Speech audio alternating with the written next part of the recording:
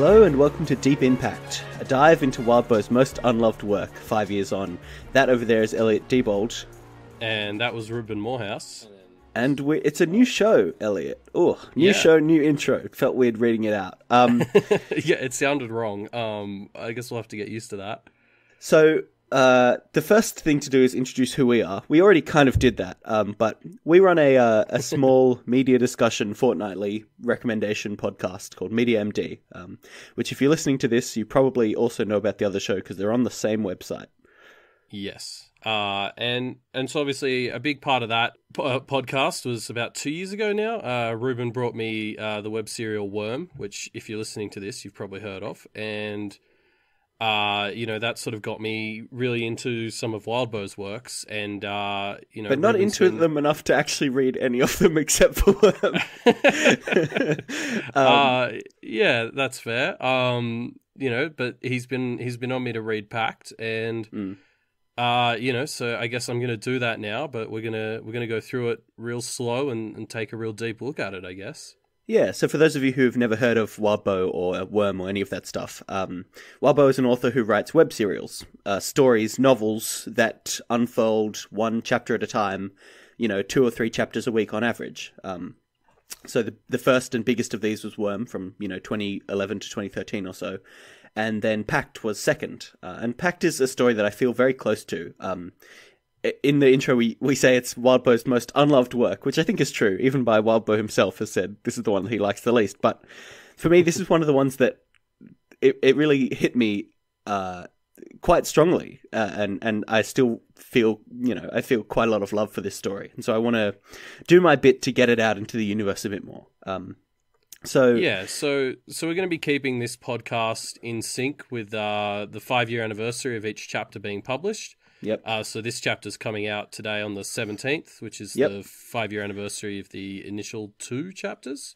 Yes, so actually 2 chapters were released on the first day, Bonds 1.1 and 1.2, and shall be talking about both of them in this episode, and then we'll be kind of following the anniversary. So Bonds 1.3 came out on December 24th, the day before Christmas, so look forward to some festive podcasting. And so I'm pretty excited. Like paranormal fiction, I'm usually a big fan of. Like things like American Gods, Buffy, X-Files, that show Supernatural that got cancelled after 5 seasons. Okay, that's how we're going to treat that. Okay.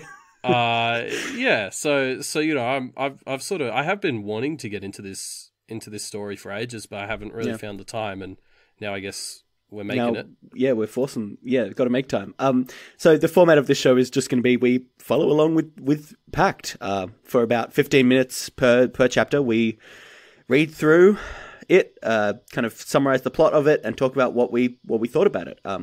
Doing some other things as they come up, such as diving into the lore behind some of the monsters. Obviously, we've talked about this being a supernatural story, and so there'll be spooky creatures to be talked about, and I think it'll be fun diving into the lore of where they came from. It's probably worth pointing out, you haven't read Pact, Elliot. No. I have, and so that's kind of our unique dynamic that we're going to bring to this format. This revolutionary format that we're bringing to the Wildbow fandom. No one's ever done it before. One person who knows it and one person who's new to it, and they discuss it.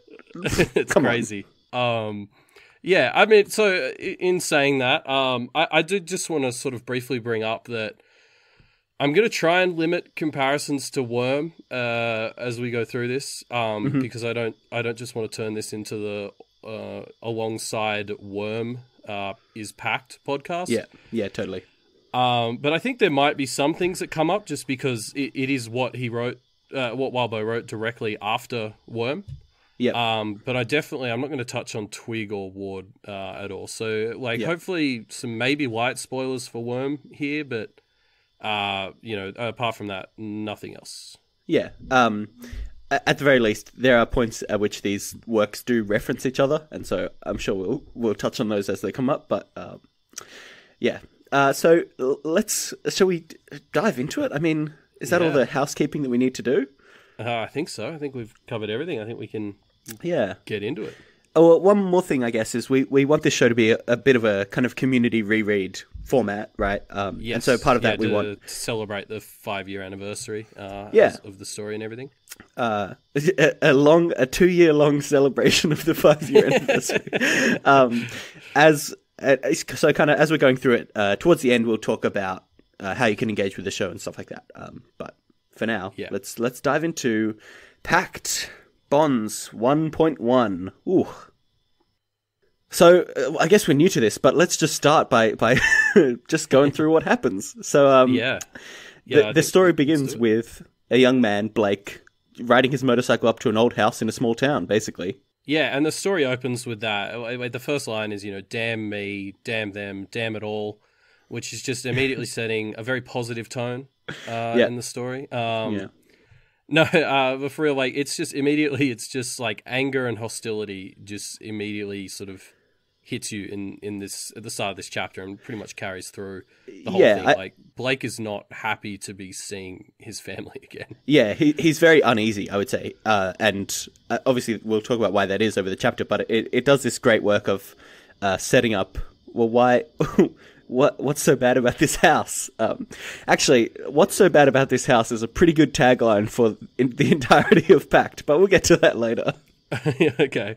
I do love this bit though. Like Blake sort of describes, the house in his internal monologue, and there's one line where he says, it's not really a dark or an ominous house, but to me that was completely at odds with everything else he's talking about. Like it's up on a hill. It's this old Victorian era mansion. Yeah, isolated with a kind of fence around it. A rusty iron wrought fence. Yeah, it's everything that it's basically like Luigi's Mansion. And he's just sitting here being like, oh, but it's it's a pretty chill place. Yeah. So I don't know if there's magic behind that or if Blake, I don't know what to make of that line, but that just really stood out to me as very contradictory to everything else he's saying about the house, and so I don't know what to make of it. Well, I guess we're jumping ahead a bit here, but picture your grandmother's house, Elliot, right? Picture your grandmother's house, and then now imagine that house is kind of the stage for what happens in the rest of this chapter. And we'll talk about, he's visiting his grandmother here. We find out quite quickly that his grandmother, Rose, is dying, and the family is basically arguing over who's going to get her inheritance. Arguing quite viciously. This family has obviously been divided by knowing that Rose is going to die and somebody's going to get her inheritance at some point. I mean, that's true, but based on everything Blake sort of comments as they're doing it, it kind of sounds like this is also how they always are as well. Yeah. Sorry, that's what I mean. They've been divided by this, 15 years ago or whatever it is, right? Yeah, sure. So much so that the younger kids of the family, the kids from the youngest is 4 years old to Blake's age and a bit above, 22, 23, or 24, I don't know, whatever, mid-20s. Their whole lives have been kind of determined by their parents trying to get them to act in a way that will put them in Grandma Rose's good books for this specific moment. Yeah, that's true. And they've all been competing because they've all known that it would just be one grandchild who gets the whole thing. Yeah. Rose is the worst and has said something along the lines of, I will be giving it to one child. Does she say one daughter, or that comes a bit later? I'm not sure. We're pretty much introduced to the concepts around the same time, but it's one grandchild and it has to be a girl, which just seems unnecessarily inflammatory to Blake. But I mean, obviously, since we kind of know going into it that we're reading a supernatural story, I just immediately clocked that as something to do with magic or something. Bloodlines or whatever. So, but obviously, just from the perspective of someone who isn't aware of magic, as Blake isn't, at this stage of the story, it just seems like she's just being a bitch, and that's kind of in line with everything else she seems to do, so it's not an unreasonable thing for him to think.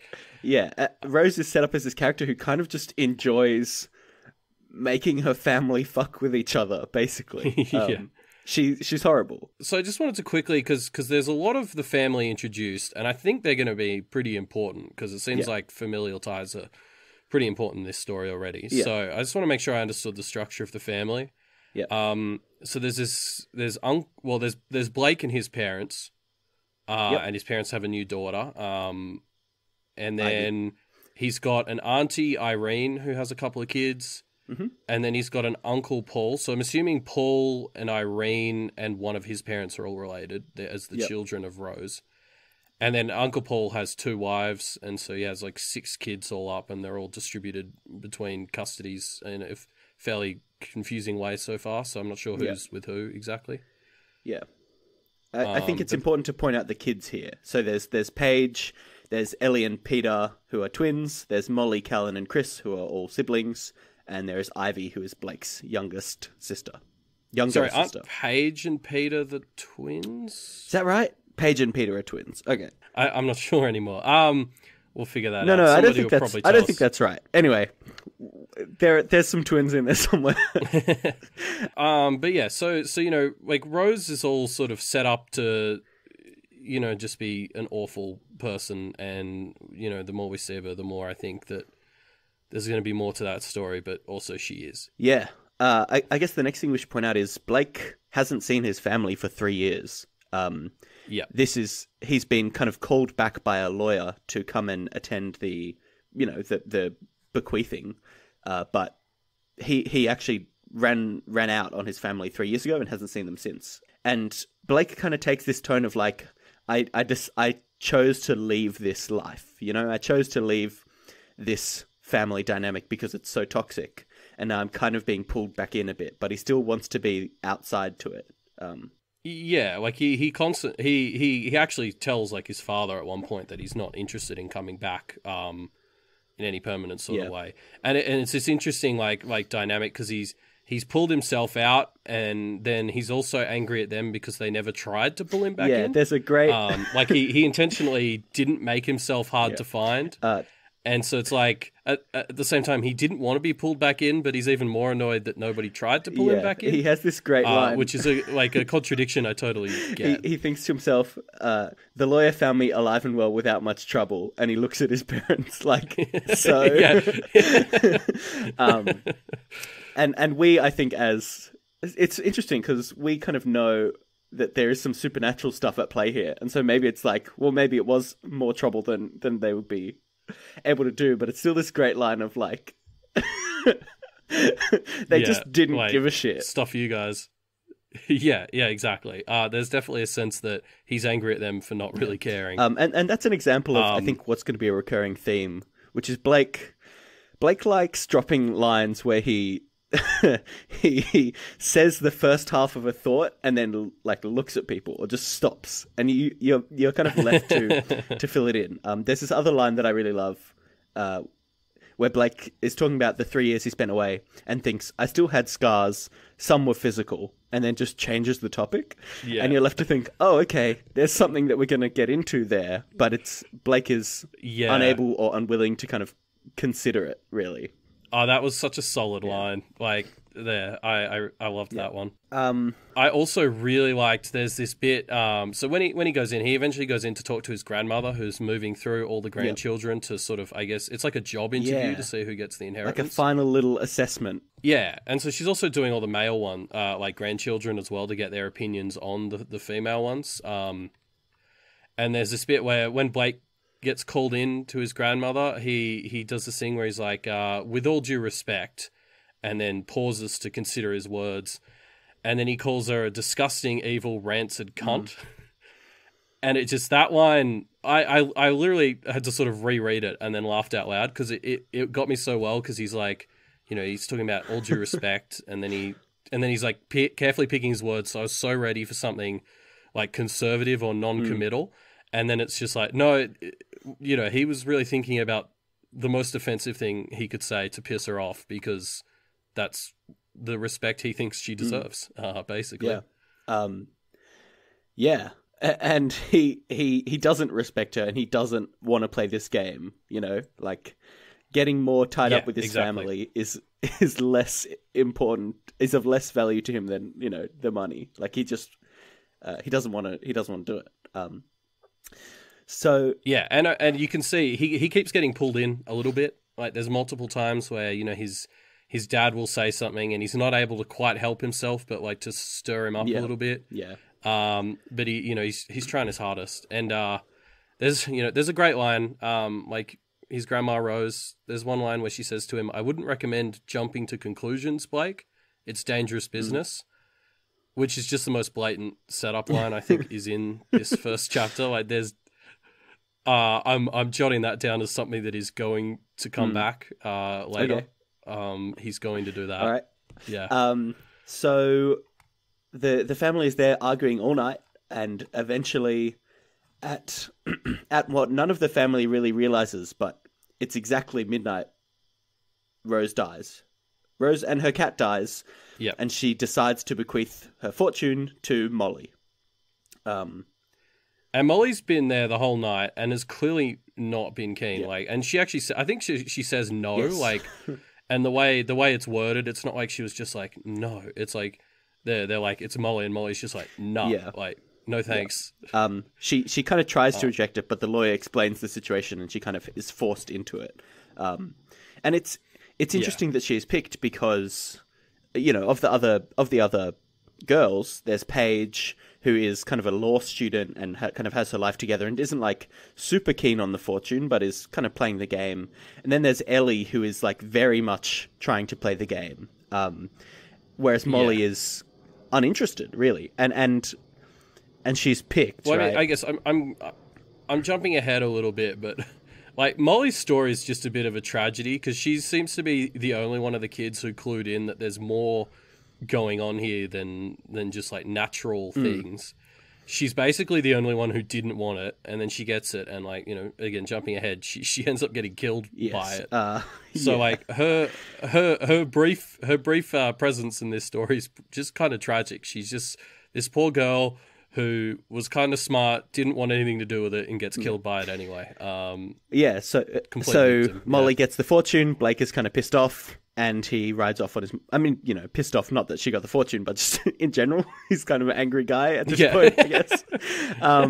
He rides off on his motorbike back home, basically, before telling Molly something like, you know, if you ever need any help, like, feel free to reach out to me. Like, we had a close friendship before, and I want to help you if you need me to. And the rest of the family's like, oh, trying to weasel your way in now, Blake. And so he's like, he gets pissed and he leaves, basically. Yeah, and I mean, there's a lot of like, you know, at this point in the story, there's almost sort of, I think dramatic irony is probably the best term for just like, because we know there's going to be magic. Like, I can't imagine you've gotten into this story and you don't know that. And Blake doesn't. So there's like all the things like the grandma and her cat dying at midnight and all the weird people giving him looks and everything Molly's saying. Yeah. There's just all these clues that something supernatural's going on, and you're just like, oh shit! Like Blake, you gotta know. Yeah, he wouldn't because he would. You know, it gives you this sense of like it's unsettling. You know, like things just are slightly off about how this whole situation plays. You know, and we know that it's because there's other forces at work here, but yeah, it leaves you this kind of unsettled feeling where you don't really know what's going to happen, which is great. It's so tense. I love this chapter. I love it as an introduction because it brings you into this, you know, relatively mundane but dramatic family conflict, and the whole way through you just know, well, this is more than it seems. Like this is of more importance than it initially seems, and you're just kind of hooked into it to find out what's going on. And that really comes to a head as we get to the last section. So, like, after Blake leaves, it skips ahead 4 months. And Blake has all of these visions. And I went back and reread the visions to see if there was any, like, symbolism or hints that I could pull out of that.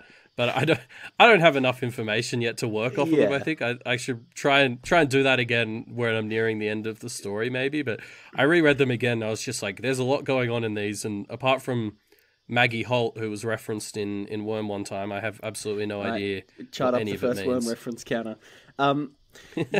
Basically, Blake has these visions where he just kind of appears in front of people. They say one or two cryptic sentences to him, and then he's kind of sucked away to appear in front of the next group of people. Yeah, and he seems to be seeing the scenes through the eyes of other people. So I had this suspicion that maybe they're all his ancestors or something. It was sort of going through time. I don't know, but except for the last vision seems quite different. The one where there's a king called Johans or something, and he's got a talking dog. How whimsical. And yeah. Wow, I didn't realize this was going to be such a whimsical story. Yeah. I think this is this is the part of the first chapter where it's like, hey, here's some hints about some stuff. Get ready, you know. And then finally, the chapter ends with Blake waking from this nightmare, looking in the mirror and not seeing his reflection. Instead, seeing the reflection of a girl who says, "Molly's dead. You're next. Run back to the house." Basically.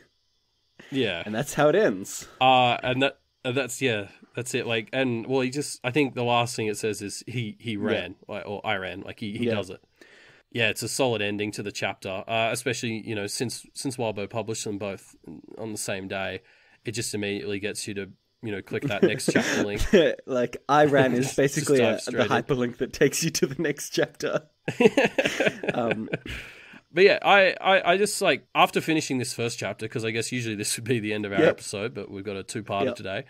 I liked this chapter a lot because in a lot of ways it feels quite generic, and I don't necessarily mean that as like a bad thing or an insult, but it's all, we don't know anything really about the world or the magic yet, so it's just like the classic family reunion for a death in the family at the old creepy mansion. Like, you know, there's lots of movies that have started that way. The very Scooby-Doo-esque plot of, you get this mansion, but you have to stay here for a night first.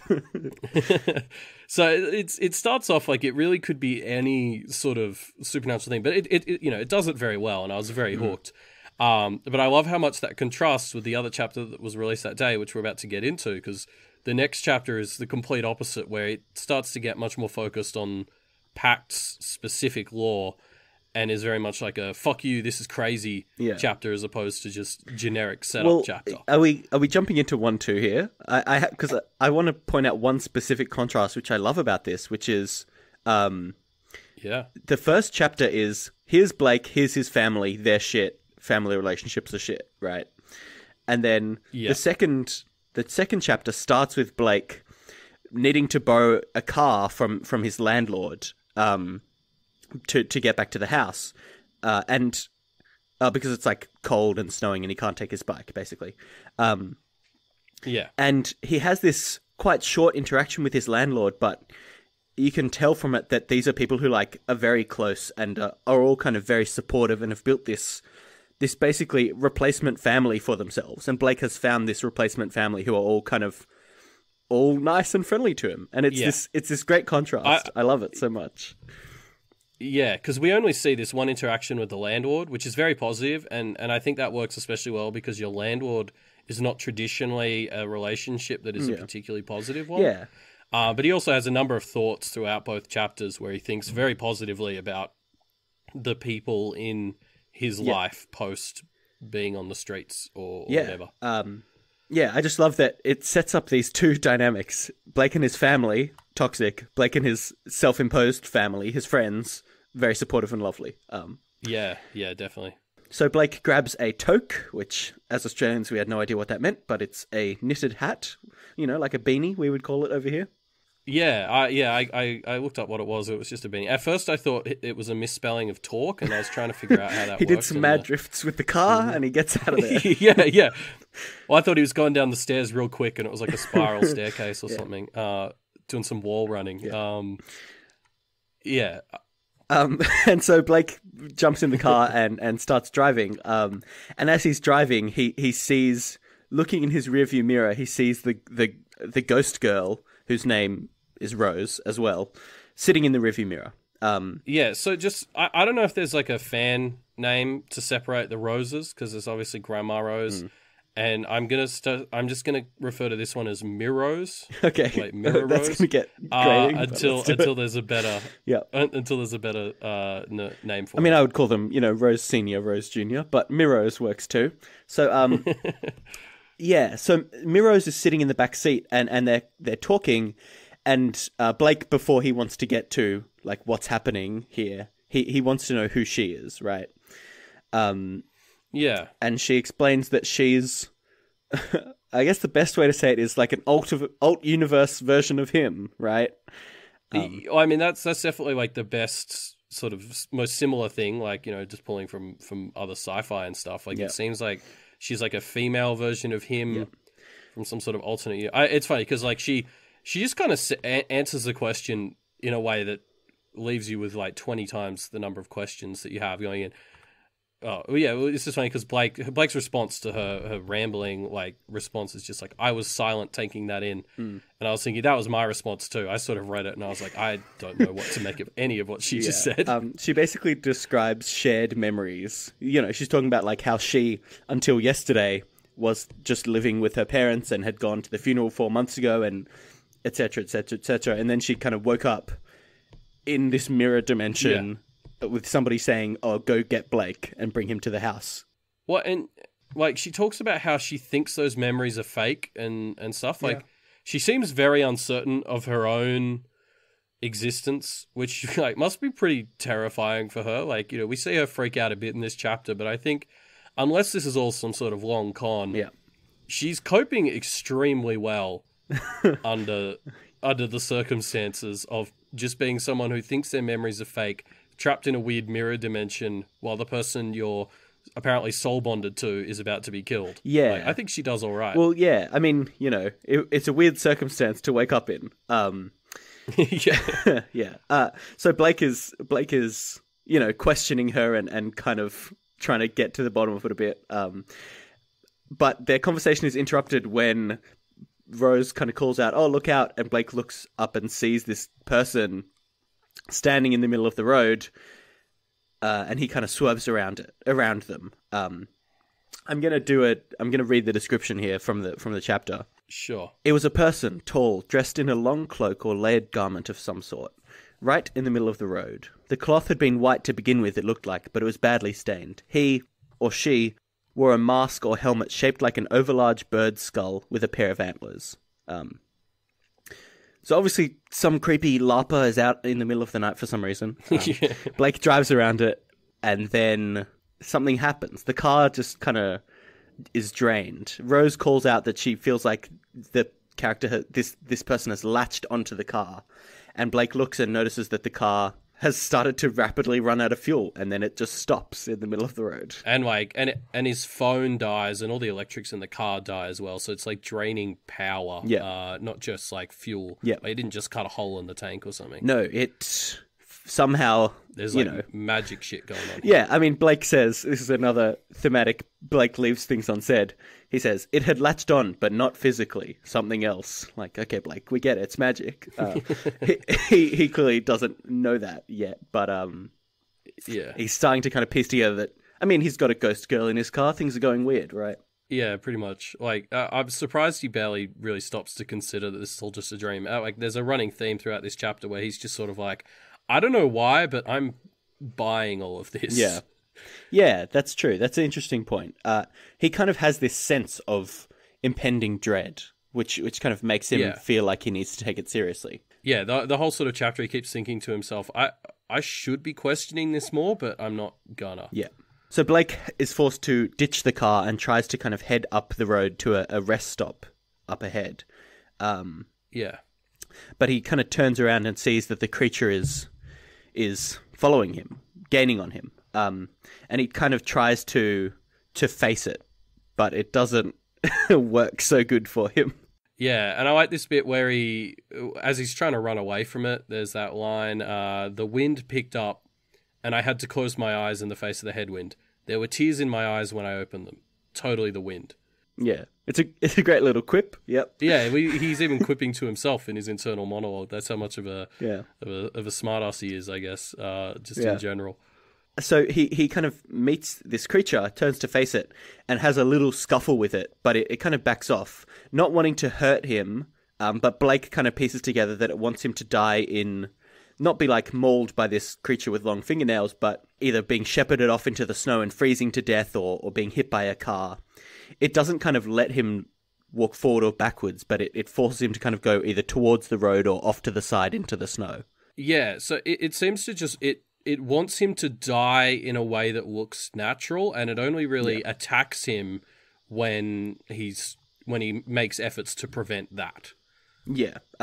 This is Blake's theory. This creature is not talking or doing anything, right? Yeah. Just based on its reactions to what he does, and you know, so eventually he manages to figure out it will let him run off into the forest on the side of the road in, you know, the middle of the night in Canada, which is like, he does it anyway because he doesn't just want to stand around. Yeah, he kind of thinks, well, standing around is bad. I just kind of want to do something, which maybe isn't correct, but, you know, it's definitely very Blake. He doesn't want to just do nothing. He has to take action. I like the part where he's figuring this out. Blake says, all I can figure is they don't want to claw me to death. And then Rose says, Molly was clawed to death. Like, okay, thanks. Thanks, Rose. Thanks, Rose. Yeah, you're really helping here. When I first read that, like on my first read through, and I mean, my first read through of this chapter was like, there wasn't really much thinking involved because I was way too engrossed in the action to pause and think much. But I thought what that was saying was they wanted to change the way they were killing each person in this line of succession, because they talk for a bit about how once Blake dies, then the monsters will go after whoever's next, which I think was Catherine or something.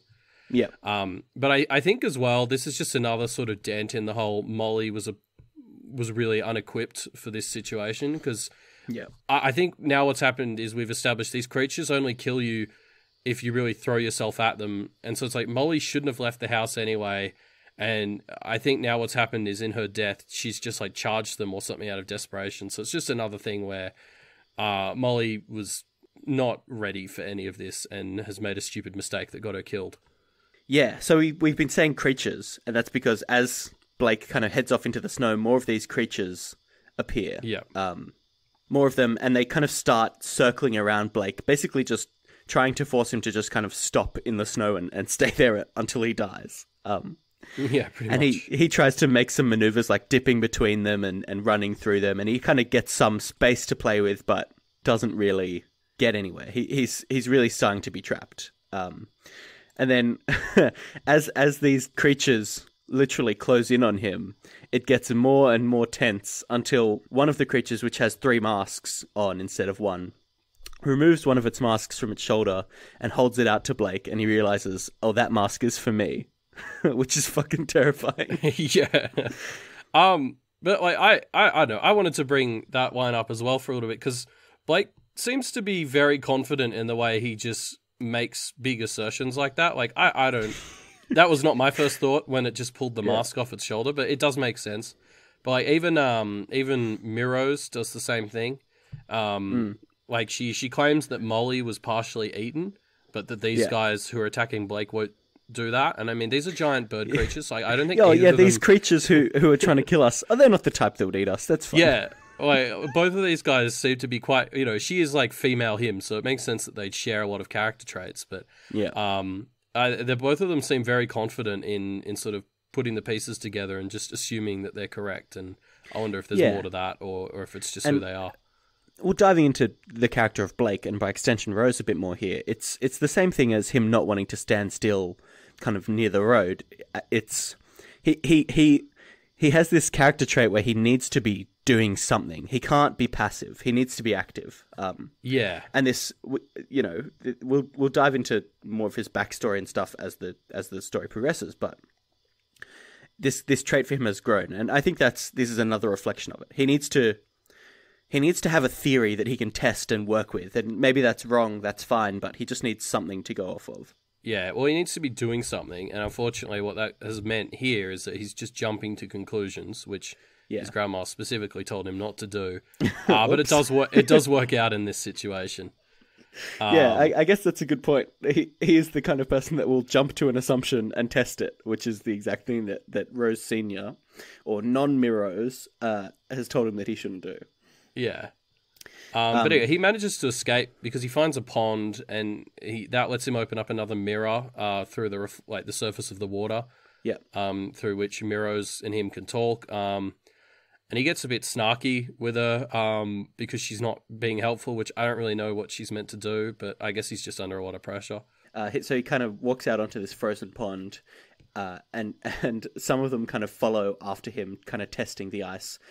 And he throws this big old heavy rock towards it, but it doesn't break. It's this great moment of like, you've done it, Blake. Oh no, it didn't work. But luckily Rose is around, and she kind of exerts this force that she has in the mirror world to shatter this reflective surface of the pond, the frozen lake, dropping some of the creatures into the water, and Blake can run past them. Yeah, well, and I mean, yeah, it's because it's not when they first do it, it's not clear that Miros was the one who did that. Like, again, like I was going through this as fast as I possibly could. So there was the thing where it's like he throws the rock and then the ice doesn't break for 10 seconds. And I literally read that and I was like, oh, that's a bit weird, and just kept going. Like I didn't really think about it. And then later on he talks about how like Rose looks really like worn out, and she's established already that happens when she shatters mirrors and stuff. And so then there's that moment of, oh, she did it, and that got me. But definitely the first time I was just like, oh, that's odd. Yeah. So this chapter ends with Blake getting past the creatures, getting to this relative safety of a truck stop, and kind of noticing that the creatures back off once he gets to other civilization. Or the sunrise. It's like sunrise as he's hopping in the truck as well. So he's a little unsure if it's like a timed thing or if it's an other people thing. But like either way, he's made it, which is good. Yeah. And he kind of gets a trucker kind of agrees to drop him off kind of further up the road and help him catch a lift. But before they head out, Blake kind of sees this man at the rest stop. And I'll just read it. I'll read it out. I saw a man in the corner with an oddly crooked stance, leaning against the wall as if his limbs wouldn't hold him up. The whites of his eyes too white as he tracked us with his gaze. And it's well, there's probably nothing there. Like that's just a throwaway I'm sure it's character. Just some random guy. No, nothing to see here. I have no idea what to make of that yet, but that's definitely someone or something that will be around later. I like the final note that you've left for this chapter is, it's probably nothing important. I like that because it's, Blake, you've made it to safety, but, don't get too complacent now. Yeah. And I mean, it kind of sums up this chapter in general. Like, this was just an intense, fast-paced chapter. Yeah. And I remember because, I guess I'm going off on a bit of a tangent here, but when I first finished Worm about a year and a half ago, I got really excited to hop on the Parahuman subreddit and not have to worry about spoilers anymore. And one of the first things I saw was people discussing Twig and Pact, and because I just finished Worm, I was like, I might want to read one of these soon. Let's see what people think. And one of the first comments I saw were a bunch of people complaining that Pact was too fast-paced and intense. There weren't enough like slow moments. And I think as someone who just finished Worm, to then go online and find out that like Worm is not the Wildbow story that's known for being too fast-paced and intense was very much a moment of like, what the fuck is this Pact story then? And I mean, I'm getting a glimpse of it, I think, in this second chapter here, which was just like, almost for the entire chapter, there was just constant tension until the very end. And then just as things relax, Wildbow throws in that little line at the end, just be like, but it's not all over. It's very out of the frying pan into the fire, and then out of the fire into the freezing cold pond, out of the freezing cold pond back into the frying pan, and then over to this other thing. It's a story that is very intense for a lot of it, which is one of the reasons I like it. But it's stylistic, I guess. It's a preference. Yeah. So the last thing that I want to do here is I want to introduce our recurring segment, and let's get the jingle for this in post, Elliot. Monster Corner, woo woo woo. Wait, is that the jingle? Yeah, that's the jingle. I gave you a clean take because this is a story that's going to have a lot of monsters, a lot of different things in it. I bet from a lot of different, like cultural backgrounds and inspirations. Sure. And so I think it'll be fun to, as we're going along, every so often we just take a break to take a look at a monster and see what the where Wildbow pulled it from. What the origins of it are, what the significance of it is, that kind of thing. So let's start with the very first monster, these bird skull things. They don't really have a name. Bird skulls is good enough. Yeah. So basically what they are is people, seemingly, with long fingernails that wear different animal skull masks. Right? Yeah, I mean, animal skulls as masks. I was very much picturing, from the description of the weird bird skull things, I was picturing like those old plague doctor type masks, and then, you know, all of them had different, like one had a wreath on its head, one had antlers. I don't know what that's about, but they're kind of, I think to kind of jump ahead with this, these creatures don't seem to have any specific direct inspiration. Like there's no specific supernatural creature that I could find that ties into them, although birds and kind of bird skulls do have a lot of cultural implications, right? Being very often associated with like bad omens and predictions of death and associations with the dead or lost souls and stuff like that. I think that's where the cultural inspiration for these bird creatures, I'm going to call them the bird skulls, where these bird skulls come from, because they do seem to, you know, reproduce from their victims, giving them a skull and kind of getting a new member. So the association with the kind of dead or lost souls really does make sense there. Definitely. As well as they seem to have these traits from old school kind of like voodoo zombie style creatures, right? Where they're these servants that are sent to carry out a task, and they're there to do this thing of make Blake die in a unsuspicious way if possible, right? Yeah, like very kind of like the golem type thing as well. These sort of programmed, you know, zombie slave things. Yeah, totally. So no specific creature inspiration, but a lot of thematic bird imagery from a lot of different kind of cultures, which I find quite interesting. Yeah. And I guess that's the end of our first episode. Yeah, well, we'll get more into it as more monsters come up throughout the story. Yeah. So I guess we need to do our outro. We've got an outro. All right. Yeah. So that was the first 2 episodes of Deep Impact, and we'll be back next week on the 24th of December to talk about Bonds 1-3. Yep. But in the meantime, you can get engaged with the show in a number of ways. Since we're just starting out, it would be great if you guys could review us on iTunes. That'd be one thing that would be really helpful for us being a new show. Yeah. Especially if it's a good review. Definitely. You can also check us out. We have a Twitter and Facebook, which we'll be sharing between this show and our other one, Media MD. And you can find links to both of those on the website mediamdpodcast.com, which will also have everything about this podcast. Yeah, since we are hoping to have a kind of community reread go along with the show, we'll probably be doing some discussion threads as well, or a discussion thread, or, you know, something to where we can all talk about the episode and what our thoughts are on Pact and stuff like that. If you're a big Wildbow fan and you've never checked out Pact before, give it a shot. It's pretty good. I really like it. So yeah, come along with us me. and join our community reread, I guess. And I guess as part of that, so we'll have there's a link to the discussion thread in the show notes. I don't think we've quite decided on how we're going to handle spoilers sort of stuff in there, because obviously I don't want to read anything about anything past Bonds 1.2, but I'm sure everyone else wants to. For those of you who have already read this and might be doing a reread with us, you'll want to talk about how wrong everything I'm saying is. So we'll figure out how to make that work and let you know. Yeah, totally. So check out the links in the show notes down below to find out about that. Our next episode will be December 24th, Christmas Eve, a spooky Halloween Pact Christmas. And I guess we'll see everybody then.